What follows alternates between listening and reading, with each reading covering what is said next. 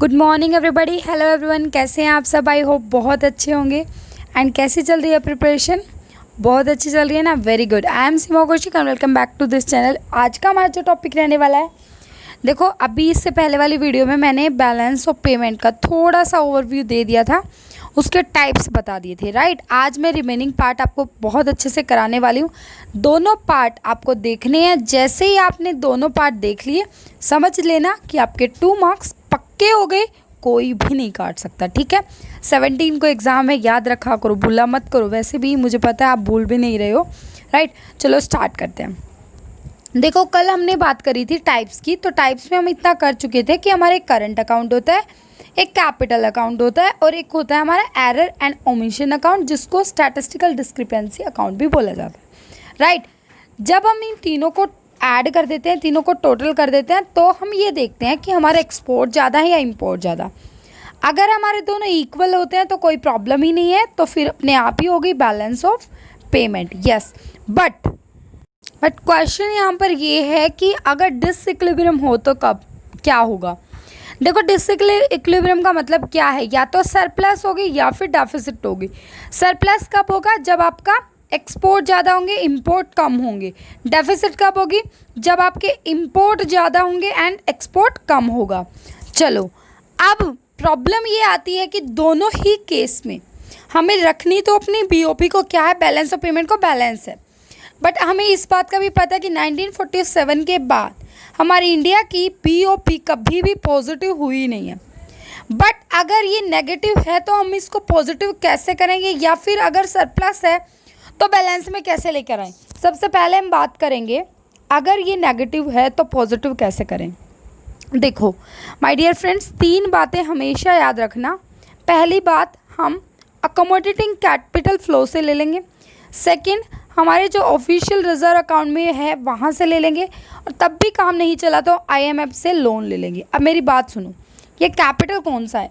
देखो capital 2 account होते हैं हमारे, एक होता है हमारा अकोमोडेटिंग, एक होता है हमारा ऑटोनोमस। अकोमोडेटिंग नाम से ही क्लियर हो रहा है। अकोमोडेट का मतलब, जैसे अगर मैं आपसे कहूँ कि आप मेरे कॉलेज में आना, सेमिनार चला हुआ है और यहाँ पर सेमिनार देने आना, ठीक है, सेमिनार अटेंड करने आना। तो जब आप आते हो तो आप बहुत दूर के हो, इसलिए आप कहते हो कि हमें तो वहाँ पर रुकना पड़ेगा, तो हम कहेंगे कि आपको अकोमोडेशन की फैसिलिटी हमने प्रोवाइड कर दी है। तो इसका मतलब दिया है, राइट, रहने के लिए दिया। इसी तरीके से आप ये याद रखना, जो अकोमोडेटिंग कैपिटल होती है वो तब आप इस्तेमाल करोगे जब आपकी कमी है, ठीक है, जब आपकी डिसइक्विलिब्रियम चल रही है, आपकी बैलेंस ऑफ पेमेंट। समझ रहे हो मेरी बात? तो वहाँ से डेफिसिट पूरा करने की कोशिश करोगे, फिर भी नहीं हो रहा तो आपके पास एक ऑफिशियल रिजर्व अकाउंट जो आपने मेंटेन कर रखा होगा वहाँ से निकालोगे, तब भी पूरा नहीं हो रहा तो आपको पता है आईएमएफ जो होता है, इंटरनेशनल मॉनेटरी फंड, वो नेगेटिव बीओपी को पॉजिटिव करने के लिए फंड प्रोवाइड करती है, तो वहाँ से आप लोन ले लोगे। बात समझ में आई? यहाँ तक क्लियर हुआ? अब आपने क्या कर दिया, उसको बैलेंस में ला दिया।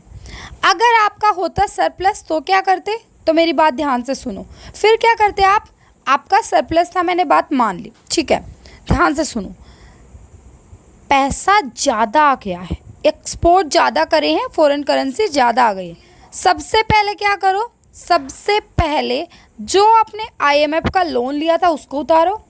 उसको खा के मरोगे? हाँ बताओ मुझे, उसको उतारना नहीं है क्या? किसी का लिया हुआ पैसा दोगे नहीं?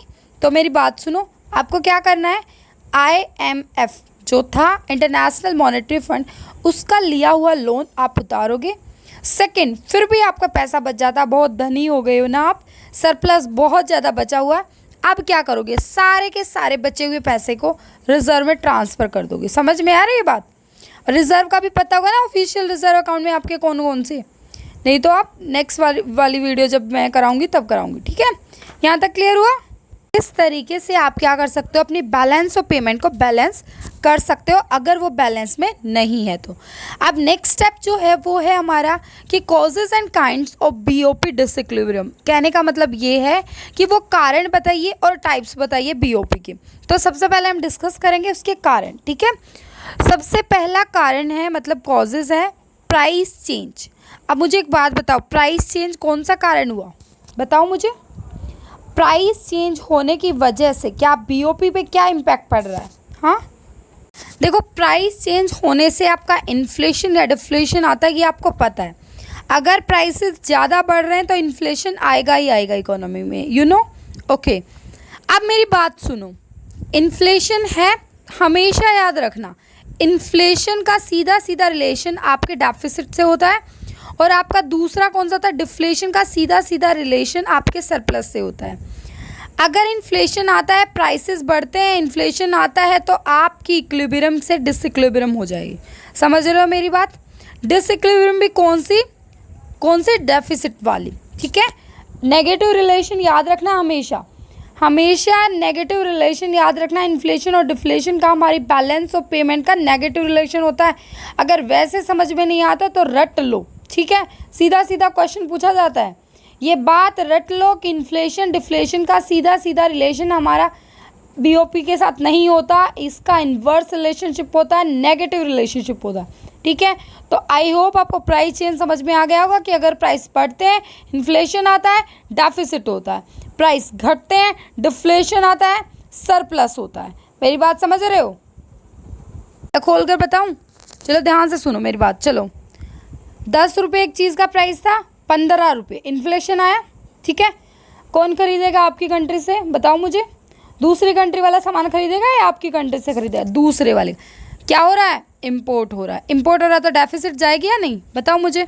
जाएगी ना। तो बस सिंपल सीधी साधारण सी बात याद रखो, अगर तुम्हारा प्राइस, तुम्हारी कंट्री का प्राइस बढ़ेगा तो तुम्हारे से कोई नहीं खरीदेगा, और अगर तुमसे कोई भी नहीं खरीदेगा तो याद रखना इसका मतलब इंपोर्ट हो रहा होगा, बाहर वाली कंट्री से खरीदा जा रहा होगा। बाहर वाली कंट्री से कोई खरीदेगा, इंपोर्ट ज़्यादा होगा तो डेफिसिट होना स्वाभाविक है, ठीक है, उसको कोई भी नहीं रोक सकता। दूसरी तरफ आपका प्राइस डाउन जाएगा, क्या बात बोली मैंने, आपका प्राइस डाउन जाएगा तो सब आपसे खरीदेंगे, आपके एक्सपोर्ट बढ़ेंगे, ठीक है, इंपोर्ट कम हो जाएगा, सीधा सीधा सरप्लस हो जाएगा। मेरी बात समझ में आई? Very good. सेकेंड नंबर पर आता है आपका business cycle and cyclical disequilibrium. Business cycle का मतलब ये है कि आपकी जो साइकिल है ये ऐसे तो नहीं है कि एकदम से ऊपर ही रहती है, ऊपर नीचे ऐसे रैपिड ग्रोथ तो करती रहती है, बूम और बियर वाला ये सिचुएशन तो चलती रहती है ना, समझ रहे हो। तो उसका भी इम्पैक्ट आपका डेफिसिट और सरप्लस पर इम्पैक्ट पड़ता है। अब मैं आपको बताऊंगी 3 टाइप जो कि डिसइक्विलिब्रियम के टाइप है। नंबर 1 आता है, ये भी यहाँ से इंपॉर्टेंट है, क्वेश्चन आया हुआ, ध्यान से सुन लो। नंबर 1 है आपका सेकुलर डिसइक्विलिब्रियम। सेकुलर डिसइक्विलिब्रियम जहाँ भी आ जाए आपको सेकुलर से याद रखना है लंबे समय से, ठीक है। क्या याद रखना है? लंबे समय से। इसका मतलब बीओपी जो है एडवर्स आपकी लंबे समय से चलती आ रही है तो उसको बोलेंगे सेकुलर डिसइक्विलिब्रियम। क्लियर है? Second point, structural disequilibrium. इसका मतलब ये है कि जब आपके स्ट्रक्चर को चेंज होने की वजह से, आपके स्ट्रक्चर में चेंज हुआ, इस वजह से आपकी इकोनॉमी जो है वो, आपकी बीओपी जो है वो डिसइक्विलिब्रियम हुई, ठीक है। थर्ड नंबर पर आता है टेम्पोरल और short term disequilibrium. Temporal word आ जाए, शॉर्ट टर्म तो मैंने बोल दिया, खाली टेम्पोरल वर्ड आ जाए तो आपको याद रखना है कि टेम्पोरल का मतलब है कि कौन सी डिसइक्विलिब्रियम आपकी शॉर्ट टर्म है। सेकुलर आ जाए लॉन्ग टर्म, टेम्पोरल आ जाए शॉर्ट टर्म। बात समझ में आई? Very good. उसके बाद ये कह रहा है कि कुछ policies measures to correct adverse BOP के कुछ पॉलिसीज़ भी बनाई है, तो उनको कैसे याद रखें? 2 मेजर हैं आपके, एक तो है इनडायरेक्ट मेजर और एक होता है डायरेक्ट मेजर। इनडायरेक्ट मेजर का मतलब होता है किसी ना किसी को बीच में करके, ऐसा एक मेजर सा बीच में लेकर आके और फिर हम ऐसा कर रहे हैं, हमें पता भी नहीं चला, मतलब सामने डायरेक्ट दिखा भी नहीं रहे। डायरेक्ट में तो डायरेक्ट ये बोल देते हैं टैरिफ और नॉन टैरिफ बैरियर लगा के कि आके तो दिखा, सामान आप बेच कर तो दिखाओ, दूसरी कंट्री को डायरेक्टली बोल देते हैं, ठीक है। बैरियर इतनी ज़्यादा लगा देते हैं कि सामने वाले की हिम्मत ना हुए। अब हम बात करें इनडायरेक्ट मेजर्स की, जिसमें 2 मेजर हैं आपके, एक है इनकम रिलेटेड मेजर और एक है प्राइस रिलेटेड मेजर। अगर मैं बात करूं इनकम रिलेटेड मेजर के, तो याद रखना आपकी मॉनेटरी और फिस्कल 2 पॉलिसीज़ होती हैं। मॉनेटरी पॉलिसी क्या होती है, आपको पता है अच्छे से कि मॉनेटरी पॉलिसी आपके इन्फ्लेशन और डिफ्लेशन को कंट्रोल करती है, प्राइस कंट्रोल करके या किसी भी तरीके से इंटरेस्ट की रेट वगैरह लगा के। ये आपको पता है, मेरे को बताने की ज़रूरत नहीं है कि जब आपको उनको लगता है कि जो इकोनॉमी है उसमें इन्फ्लेशन आया हुआ है, तो उस टाइम पर वो क्या कर देती है, जब वो प्राइसेस बढ़ रहे हैं तो उस टाइम पर वो हाई टैक्स नहीं, इंटरेस्ट रेट पॉलिसी हाई कर देती है, ठीक है। जिसकी वजह से जिनको ज़रूरत होती है पैसे की वो इतना नहीं ले पाते हैं, और जिनके पास एक्स्ट्रा होता है वो डिपॉजिट कराने चले जाते हैं। इकोनॉमी में पैसे की कमी हो जाती है, जिसकी वजह से लोग डिमांड कम करते हैं। डिमांड की वजह से लोग फिर वो सप्लाई ज़्यादा हो जाती है, जिसकी वजह से प्राइस फिर नीचे आ जाता है, ठीक है। तो उसकी वजह से मॉनेटरी पॉलिसी की वजह से हो सकता है। फिस्कल होता है हमारे गवर्नमेंट के एक्सपेंडिचर, वो अगर वो कम कर देगी तो ऑटोमेटिक कम हो जाएगा। उसके बाद आता है price related measures, meaning depreciation या डिवेल्युएशन करके। डेप्रिसिएशन के मैंने पहले एफएम को जब कंप्लीट करा हुआ है ना, बिजनेस फाइनेंस की कंप्लीट वीडियो एक प्लेलिस्ट मिलेगा, वहाँ पर मैंने कराई हुई है। वहाँ पर मैंने बहुत अच्छे से समझाया हुआ कि डेप्रिसिएशन अपनी मर्जी से होता है। जब गवर्नमेंट नहीं, जब डिमांड एंड सप्लाई की वजह से जो डिक्रीज़ होता था उसको डेप्रिसिएशन बोलते हैं, करेंसी की वैल्यू। बट जब गवर्नमेंट खुद अपनी करेंसी की वैल्यू डिक्रीज़ करती है तो उसको डीवैल्यूएशन बोला जाता है, ठीक है। और डायरेक्ट मेजर आपको समझ में आ ही गया होगा। ये था आपका पूरा बैलेंस ऑफ पेमेंट, दोनों की दोनों वीडियो आपको देखनी है माय डियर फ्रेंड्स। अगर आपने अच्छे से देख ली तो आपके 2 मार्क्स कोई नहीं काट सकता, ठीक है। और भी अगर आप कोई दूसरे सब्जेक्ट्स वाले देख रहे हो, मीनिंग अगर यूजीसी नेट वालों को छोड़कर बाकी अगर कॉमर्स वाले किसी भी कौन सी भी क्लास के आप देख रहे हो तो आपका भी मोस्ट वेलकम है। एंड अगर आपको वीडियो अच्छी लगे तो आप शेयर भी करा करो, सब्सक्राइब भी किया करो, ठीक है। एंड वही अच्छे से अपनी पढ़ाई करो। All the very best. Exam आने वाला है, सो डरो भी मत, पूरा कॉन्फिडेंस के साथ करो प्रिपरेशन। अपने एमसीक्यूज़ पर ध्यान रखो। ये समय ऐसा है कि जब जितना एमसीक्यूज़ आप सोल्व करोगे उतना आपको ही फ़ायदा, ठीक है। All the very best.